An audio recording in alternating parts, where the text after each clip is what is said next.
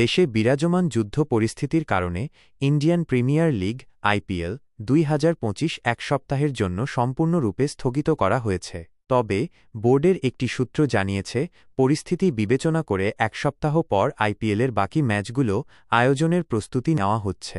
এই পরিস্থিতিতে আইপিএলের বাকি ম্যাচগুলোর জন্য সম্ভাব্য ভেন্যু হিসেবে কলকাতা সহ ৪টি শহরকে চিহ্নিত করেছে ভারতীয় ক্রিকেট বোর্ড বিসিসিআই। বিভিন্ন সূত্রের খবর অনুযায়ী, যুদ্ধ পরিস্থিতির মধ্যে স্থগিত হওয়া আইপিএল পুনরায় শুরু হলে কলকাতার ইডেন গার্ডেন্সে বেশ কয়েকটি গুরুত্বপূর্ণ ম্যাচ অনুষ্ঠিত হতে পারে। কলকাতার পাশাপাশি চেন্নাই, বেঙ্গালুরু এবং হায়দ্রাবাদকেও সম্ভাব্য ভেন্যুর তালিকায় রাখা হয়েছে। বোর্ড সূত্রে জানা গেছে, পূর্ব ভারতের রাজ্যগুলির পাশাপাশি দক্ষিণ ভারতের রাজ্যগুলিতেও বাকি ম্যাচগুলো আয়োজন করার পরিকল্পনা রয়েছে।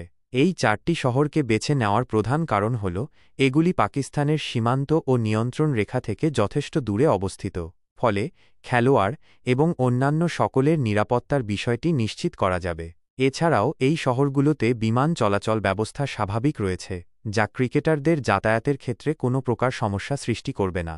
ভারতীয় ক্রিকেট বোর্ডের সূত্র আরও জানিয়েছে যে, তারা ইতিমধ্যেই একটি নতুন পরিকল্পনা তৈরি করেছে।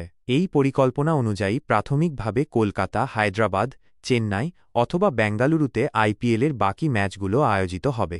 তবে পরিস্থিতির উন্নতি না হলে কোনো সিদ্ধান্তই চূড়ান্ত করা হবে না বলে বোর্ড জানিয়েছে।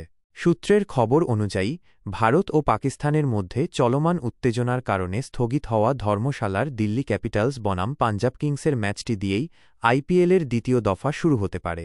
পরিস্থিতি স্বাভাবিক হলেই আইপিএলের অষ্টাদশ আসরের বাকি অংশ শুরু করার জন্য দলগুলোকে প্রস্তুত থাকতে বলা হয়েছে। যদিও প্রতিদিন যেভাবে যুদ্ধ পরিস্থিতির অবনতি হচ্ছে, তাতে আদৌ আইপিএল ২০২৫-এর বাকি অংশ আয়োজন করা সম্ভব হবে কিনা তা নিয়ে বিভিন্ন মহলে সংশয় দেখা দিয়েছে।